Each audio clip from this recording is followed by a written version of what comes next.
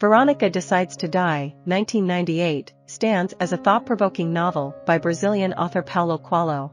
The narrative revolves around Veronica, a 24-year-old Slovenian woman who resolves to end her life in 1997 due to her overwhelming sense of apathy toward her seemingly normal world. Her suicide attempt leads her to Villette, a psychiatric hospital. This institution, established during the turmoil of Yugoslavia's civil war, aims to profit from the problems faced by the upper classes who lack faith in Slovenia's socialized healthcare system. Veronica encounters Dr. Igor, the facility's head doctor, who deceitfully informs her that her suicide attempt has left her with only a week to live. Unbeknownst to her, Dr. Igor is conducting an ethically questionable medical experiment, exploring his theory of vitriol, a factor he believes contributes to the development of mental health disorders. As Veronica spends the week within Villette's walls, the proximity of death prompts her to rediscover her appreciation for life. She forms connections with fellow patients grappling with their own mental health challenges, and a deep affection blooms between her and a man named Eduard. Following the week, Veronica emerges from Villette with a revitalized perspective on life. Coelho's novel delves into the human experience, a recurring theme in his literary works. Themes such as death and human mortality, finding meaning in an absurd world, and the notion of sanity as conformity to normalcy are intricately woven throughout the narrative. The novel's impact is evidenced by its adaptation into a 2009 film directed by Emily Young. Veronika Decides to Die takes its place as the second installment in the three-part series On the Seventh Day. This series is characterized by its standalone stories, each depicting a character whose life undergoes a profound transformation within the span of a week. The title of the series alludes to the 7 days of creation in the biblical narrative, where God supposedly rested on the seventh day after bringing the world into existence through a series of creative acts. On November 11, 1997, at the age of 24, Veronica makes a life-altering decision to end her own life. Despite leading a life that aligns with social norms and expectations, characterized by a middle-class upbringing supported by her parents' efforts to ensure her education, Veronica feels trapped in a mundane existence.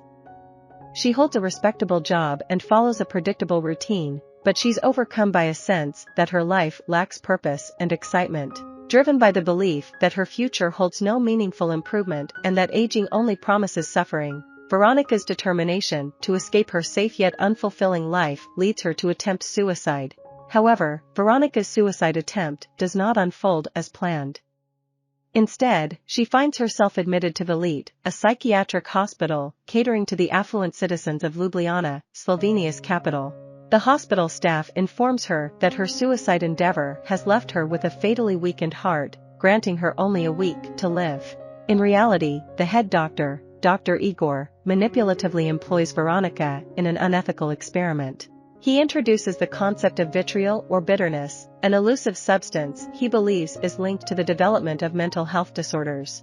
According to Igor, this vitriol is generated within individuals who have lost their connection to a purposeful life. He aims to shock Veronica into rediscovering her appreciation for life by confronting her with imminent death. During her week at Villette, Veronica grapples with the impending finality of her life.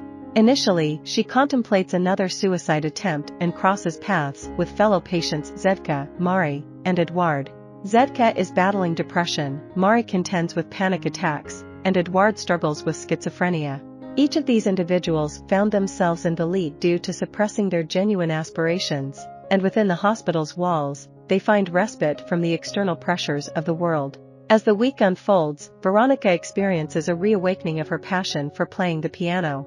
Her mother's encouragement led her to take piano lessons during her childhood, and her love for the instrument never wavered. She was a virtuoso and once dreamed of dedicating her life to music.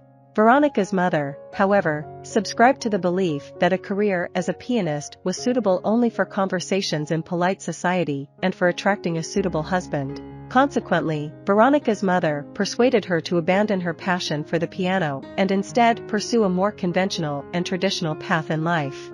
Despite this, Veronica's renewed affection for the piano and her burgeoning connection with Eduard enable her to embrace the value of life just as she nears her death. Veronica's determination and changed outlook have a ripple effect within Villette's community. Mari and Zedka, influenced by Veronica's resilience, come to terms with their own unconventional aspirations. Empowered to live authentically and true to themselves, they decide to leave Villette behind and venture into the world beyond its walls, disregarding societal judgments. Dr. Igor perceives this transformation as a breakthrough in his study of vitriol as he bids his departing patients farewell. On the night earmarked for Veronica's impending death, Edouard initiates a conversation with her, sharing his own life story. Inspired by each other's companionship, Veronica and Edouard hatch a plan to escape Villette and revel in Veronica's final night on Earth within the city. Paralleling Veronica's own experience, Edouard had suppressed his passion for painting to conform to the expectations of his diplomat father. This internal conflict between his true desires and societal pressures culminated in a schizophrenia diagnosis and his prolonged stay at Villette. Venturing into the city together, Veronica and Edouard immerse themselves in an exploration of life's pleasures while finding solace and connection in each other's company. Inebriated and elated, Veronica drifts into slumber within Edouard's embrace, convinced she has succumbed to her impending fate, only to awaken the next morning hale and hearty, with her entire life awaiting her. Empowered by Edouard's affection and armed with her newfound perspective, Veronica makes the choice to embrace life to the fullest. I hope you enjoyed this video. Leave a like if you did and be sure to subscribe. Thank you.